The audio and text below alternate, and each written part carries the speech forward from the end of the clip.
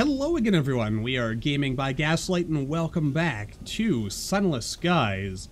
When we last left off, we finally made our way to lovely Albion, and we've actually just arrived in the port of London, and I must say, it's very dense and city-like here, as one would expect from a big city. And I mean, we've got the Queen here, we've got some yards, we've got all kinds of stuff to unlock. Let's start the episode off by upgrading ourselves, first of all. So, our weakest stat is, Veils here. So I guess we probably want to work on that. I mean, unfortunately, it looks like the only reliable way to get, like, a bunch of it is a spell in prison. Let's go with Haunted, because we can get some additional Veils here. I mean, we want more of everything, to be honest with you, but, you know, wonder if more stories are going to unlock, or maybe eventually we'll just have to pick all these, because, I mean, the game is, after all, early access. There's 20 levels, and there's only 1, 2, 3, 4, 5, 6, 7 more stories left, so we will see. Anyway, we are haunted. You are plagued by the past, by some guilt or sin or old ordeal that will not let you rest. What is the nature of the haunting? A ghostly present. Oh, we also get a tale of terror, apparently. Nice. A chill on the window, a breeze when the window is closed. A pressure on the edge of the bed as if someone was sat there as you slept. You are not alone. Or, nightmarish visitations. You find no respite in sleep. When your eyes close, your nightmares climb down from their spidery loft. And if, in the morning, the crew won't meet your eye, you know you must have cried out in the night. This sounds rather ominous. I like that. Oh, and it even gives us a little, that's either a placeholder image or just for Haunted. I mean, that's still pretty cool. I like it. Alright, so on to London. Let's see here. We could, first of all, we might want to hire some crew. Hire a crew person. 64% chance of success. Or recruit a full complement of crew. Or, oh my god, my aunt is here. Okay. Somehow, she has found her way to the high wilderness. She has contrived to be right here, right now. She is trying to get your attention with the frantic waving of her horrible hat. Oh, you! I know you've seen me. Listen, I've quite exhausted my possibilities here. I am a serviceable quartermaster. I have friends everywhere, and my scones are to die for. How's that for a resume? Now let me aboard. Is she even your real aunt? Either way, you will have to deal with her. Do I already have a quartermaster? I'll risk her wrath. What the heck. Fine. Filial piety demands nothing less. And she does make a damn fine scone. Scones are pretty good. Alright, so cool. We have our inconvenient aunt. She smiles with sincere delight. Oh, one can always rely on family. Here, take my bag. Her bag is very heavy. And my hat. Her hat is also improbably heavy. What the hell does she keep in it? That's a good question.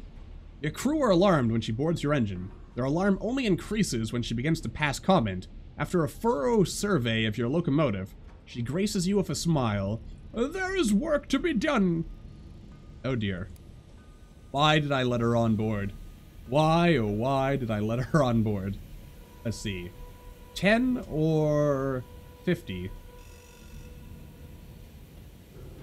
I mean, I guess we might as well. Ah, dang. Oh, and I still lost... Oh, wait. No, I got my crew. Long day of interviewing, assessing, and haggling. The poorer candidates are weeded out, the stronger ones offered a place on board. I mean, I guess it's possible maybe there's just not a fail condition yet. Go to the Office of Works.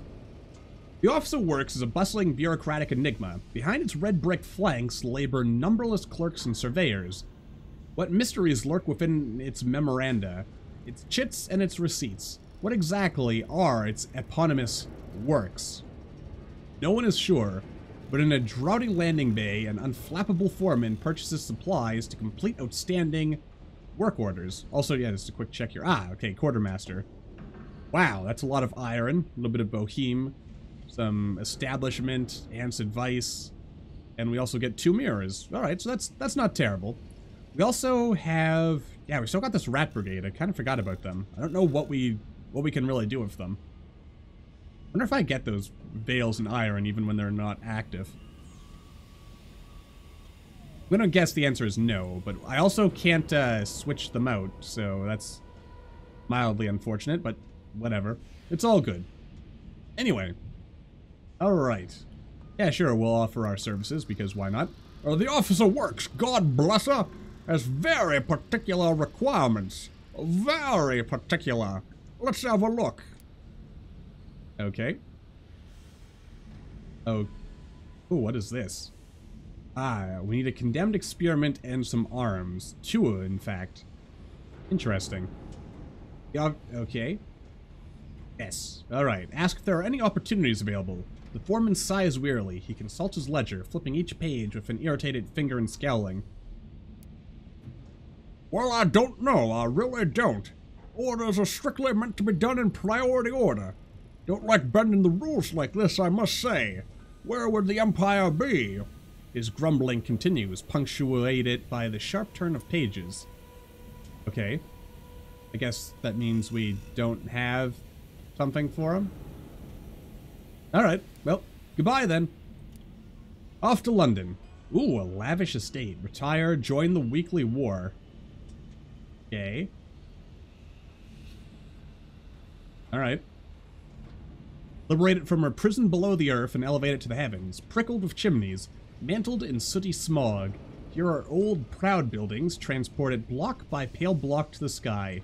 Here are new edifices of soaring steel and stone and gleaming glass, the ultimate achievement of Victorian ambition, unhampered by terrestrial concerns. London is a feverish brew of aspiration, empire, and appetite. Alright, so there's not really anything too exciting for us there. Ooh, there's a tobacco shop. Sign over the door once read, McQuarrie and Son Fine Tobacco, but since then someone has crossed out the word fine in a fit of honesty. Then, on a separate, more ominous occasion, they have crossed out and Son. Aw. I kind of hope that's because, like, the father either retired or passed away, and now, like, the son is the owner, and the son doesn't have any children of his own yet in order to, you know, keep the and son part. But, you never know. The building is embarked on a rampant descent into squalor. The paint peels, the windows are caked with grime. Alright, we'll have a little inspection here. The selection is unimpressive, as is the quality. Neither Albion nor the Reach has found a genuinely good replacement for tobacco, though increasingly frantic smokers have tried lighting up virtually every example of skyflora that has been discovered. A few skyfarers mill about, examining the lower-grade flavors and speculating on exactly what McQuarrie is cutting them with today. More expensive brands are untouched in their glass cases. You'd wonder how this place managed to stay open if it weren't for the fact that it is so obviously on the brink of closure, and probably collapse. Okay, so there's nothing exciting there. Unfortunate. Alright, and let's investigate our rumors of an underground railway. That sounds cool. Okay, if we had some savage secrets, we could investigate ourselves, but we do have a bit of villainy affiliation, so we can totally check it out. Heard of a less-than-legal organization operating out of the Steam and Sapphire yards. They pay for information and may offer work to the bold, the clever, and those willing to displease Her Majesty. Well, I mean, it's not like the Queen even knows who I am, so she probably doesn't care what I do. Alright, a lead. The connections are reluctant to talk. I hear the deniables have been sniffing about. The less known, the better. London's deniable constables. The plain-clothed instruments of Her Majesty's displeasure are a persistent superstition of the underclasses. So in other words, secret police, huh? This is totally a free and just society. Eventually, a dubious rag-and-bone man directs you to one of the engine houses. Talk to the bookkeeper. He'll see you right. Excellent. Alright, let's chat to the... Ooh. Well, we don't have any favor right now, so I guess we, you know, can't do anything like that. So he occupies a tiny, smoky office cobbled together from corrugated iron sheets in the back of one of the engine sheds. It's stacked with nicotine-stained account books and boxes full of oily brackets. The bookkeeper looks up as you enter and gestures to a chair. He is deaf but content to communicate through sign language or messages scribbled on a pad of paper. Obliquely, he explains that he does additional work for an organization unaffiliated with the government, has an urgent need for up-to-date reports on other parts of Albion. Patrons will pay for such intelligence to be brought to them, rather than the ministry. What's more, he implies, earning the organization's trust might open the possibility of additional work. Alright, well, I'll totally deliver port reports. Sure thing, dog. I don't have an option to actually deliver the port reports. Yay. Do I just not have... Oh, yeah, I haven't actually picked up any port reports from this area. And port reports from the Reach apparently don't count. Okay. Alright, so there's the Ministry of Public Decency. We've got interesting stuff here. And... Oh! Alright. Some literature. Some more literature for the Clockwork Sun. And gemstones. Now, I'm not gonna delve too deeply into all the storylines here just yet. I feel that ideally what we want to do is just explore at this particular time. Oh, I can't... Oh, there we go, an assaying device. I totally want one of these. So I'll go ahead and buy it. Which, I did just buy it, right? Yes, there it is. It's sitting right there. I'll stick that in the bank until we can afford the Moloch.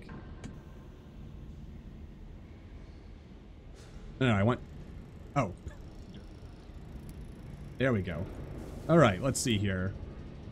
Yeah. Oh, there's actually different quality ships here. Okay. We've got the Outrider, the Belvedere class, the Pelennor class. Actually, these ones are the same, but I think the Belvedere is also the same, but yeah, the Outrider here. Interesting. I mean, it does let us fit some more stuff, and it actually has quite a few auxiliary slots on it, so that's not bad. It is overall a general improvement. I mean, we could use this, but then again, I kind of like the Moloch more. You know what? We'll hold off on upgrading our ship for the time being, and yeah, let's just move on for the time being. And I kind of wonder if that like we're picking up exactly where we left off. Whoa, exactly where we left off with the old dreadnought. So I'm admittingly mildly concerned that dreadnought that was kind of stuck on the wall there is still looking for us, and you know, its machine guns are still piping hot. Wonder if the AI has to like deal with like its own heat thing.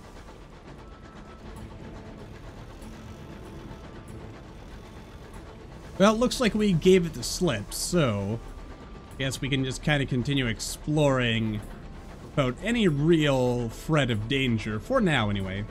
So, you know what, let's go see if we can find this Clockwork Sun I've been hearing so much about, which I presume is the Dawn machine from Sunless Sea. I mean, it just seems kind of obvious that would be the case, but is it?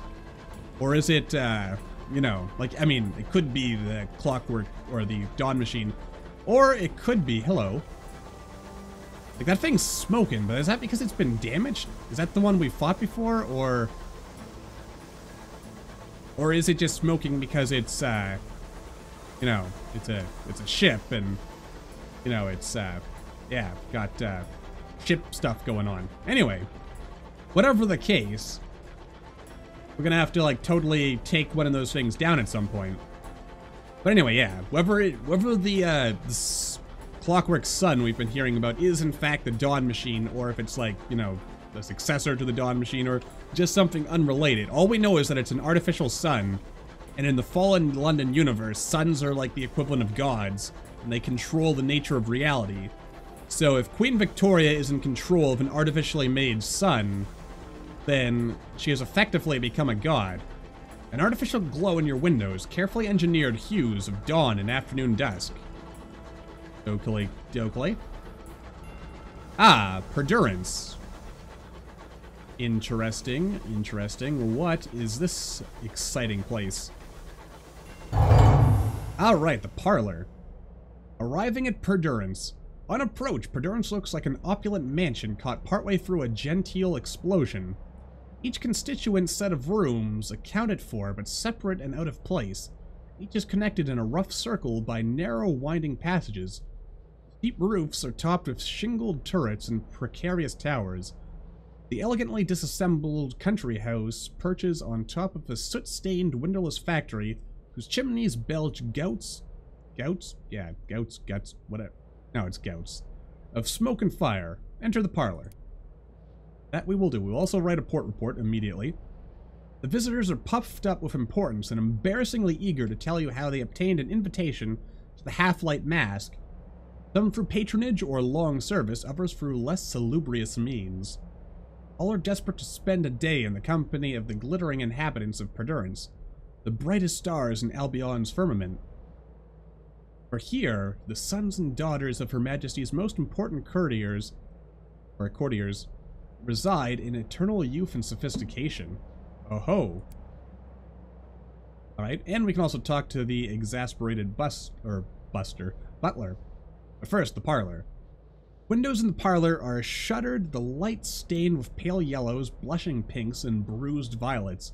Lit with the illusion of dawn, or perhaps dusk, you see a room cluttered with stiff-backed armchairs and decorative chaises, set against savagely floral wallpaper in shades of burgundy, violet, and Brunswick green.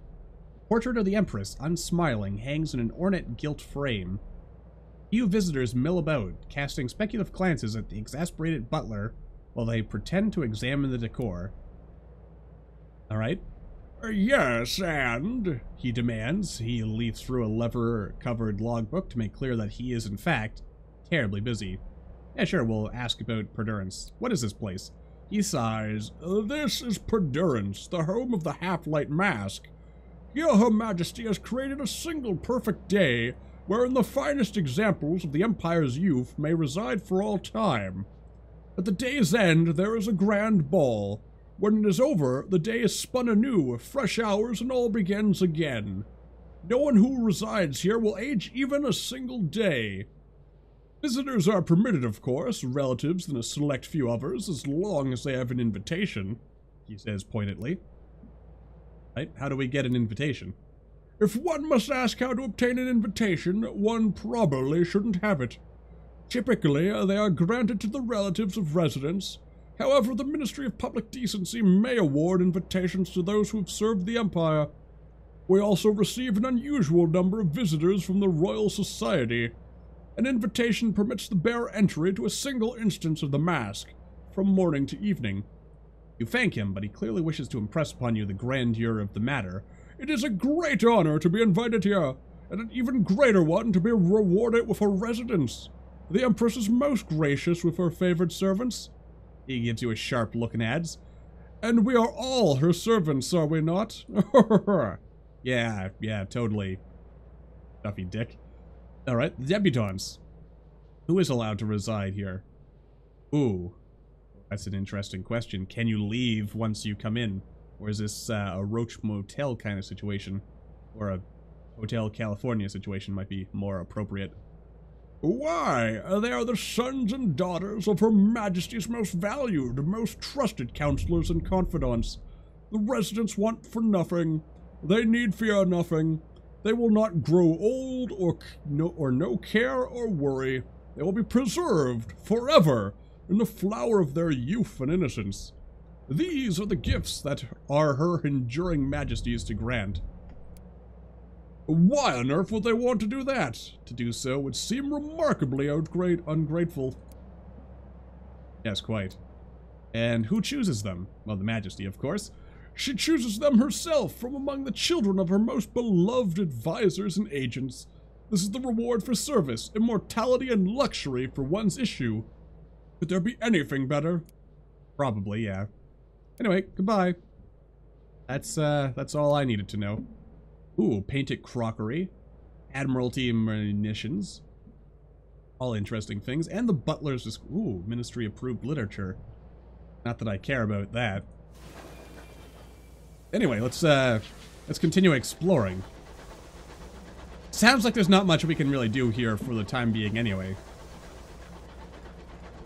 So, we will... Let's make our way... Do I want to go out to the edge? Does that make sense? I don't know if it would make more sense to go to the edge or just to explore around here. I mean, I kind of want to see the Clockwork Sun, to be honest with you. That seems like something worth seeing. But I guess while we circle around, I will, yeah, I'll, cut away until we run into something else. And it actually looks like we haven't really done all that much this episode, and yet it is already almost time to say goodbye again. That's kind of sad. What in the nine hells is that? I mean, it appears to be attempting to communicate with me with fire and fury as it happens. All right, never mind. Let's not cut away. Oh dear. That was brilliantly done. Oh god.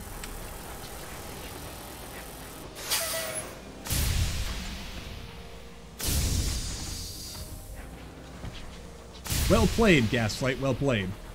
I mean, whatever the hell this thing is truly... Missed again. Oh, are you running away from me? You cowardly fool. Alright, let's see. What was this that I just blew up? A star-maddened explorer. Okay. The crew of this weathered engine had been driven mad by the winds and the stars and the things that haunt the sky. So we can find a sky story or a tale of terror, but yeah, we probably want to repair our hull. Alright, so with that in mind, I shall now cut away once again until we find something exciting, and I will see you all shortly.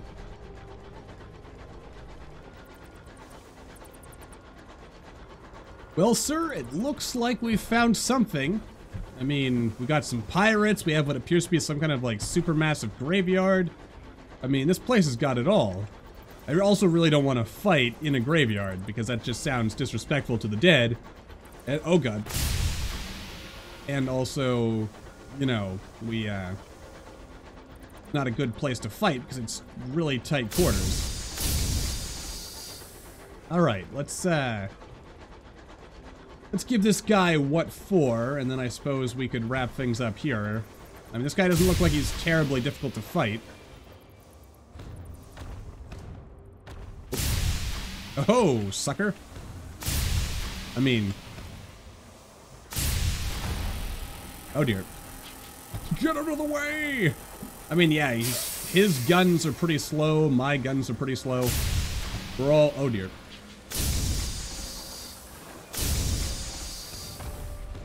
Oop, spun a little too wide there. Give him what for and all that. This guy's... He's a tough little blighter, isn't he? But... he is no match for the great and mighty Gaming by Gaslight. Alright. Oh. Oh. No, go back. Go back. You foolish fool of a toque. Go back. Also, man, I feel like my supplies are burning faster. For whatever reason. Anyway, yes, let's repair our hull just a little bit. It's gotta be like a town around here. Something, right? Like, this isn't just a graveyard. I mean, it might be. But, oh yeah, oh, no, that's just a building. I mean, wow, there's a lot of dead people out in space. Who'd have thought it, huh? Oh, probably don't want to do that. But I did it anyway. Because, you know, I am ever so smart. Yeah. Like, well then again, I guess I bought up to free, but, we weren't really... Is that actually it? I mean, I don't really want to...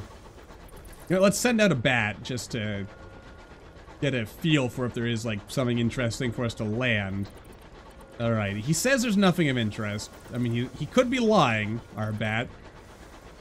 But, you know, under the assumption that he's not, it's better to be safe than sorry, so... I guess this is where we go back to port and wrap things up. I mean, I feel like we didn't really end up finding that much, but then again, at the same time, I guess, it's kind of a balance, isn't it? Because I like the whole exploring aspect and going around, but I also like just kind of like sitting in these various ports and just reading stories and whatnot. It's kind of hard to balance sometimes, isn't it? Because you want to do both, And yet, I don't know. Yet it all somehow works out at the end, I guess. But pushing myself in the wrong direction. I want to be going over here. Yeah, and then we'll you know, make stop back in London, and that's where we'll wrap things up. And yeah, I mean, London is massive. Like, I feel like I almost go through like a tank of gas just getting from port all the way out to like the edge here. But I mean, at least it gives us something nice to look at. So we have that going for us. I kind of wonder if I could like go under this, like if that's like a thing. It might be, but it might not be. So I don't really want to. Nope. Really want to risk that. That's honestly like the one and only downside to a. Actually, yeah, we're really low on supplies. But then again, I mean, once this gets down to 0, we still have like another thing to go through. So I mean, it's not all bad. We're actually in a decent enough position, I suppose. Kind of horrified to think what goes on here. This place is massive. Like, what does an immortal queen do with all her time anyway? Probably weird stuff. Yeah, sure, we'll break the news to the crew. See, it's totally fine. I mean, you'd figure they wouldn't even worry that much because, you know, we're, like, very obviously in sight of port. And, like, even if the ship died right now, like, you'd figure, you know, like, some of the locals, like, they'd see, oh, look, there's a ship that seems to be in distress. Or a train that seems to be in distress. Maybe we should, like, go out and, you know, and help tow them in. At their expense, of course, you know. The people of this town aren't doing, you know, it's not a, this isn't a charity. Anyway. Let's make sure we've got 4 of each. I mean, we're really spending a lot of money. Like, didn't we come in here? We had like 50-some thousand. We gotta start, yeah. Oh, mausoleum. I bet if we kept going south, we would have found some kind of mausoleum. Because, I mean, graveyard, mausoleum, it all makes sense. Anyway, I guess, yeah, that's where we wrap things up. But I'm gonna pop out this. I'm gonna put the unseasoned hours away. I'll keep 2 on hand, just in case. You know, just in case we, need them to get home again. But, yeah, this should be good enough. So, until the next time, as always, thank you all for watching. I hope you all enjoyed. Don't forget to hit that like button or maybe leave me a comment down below. Let me know what you're thinking, and I will see all you in the next video.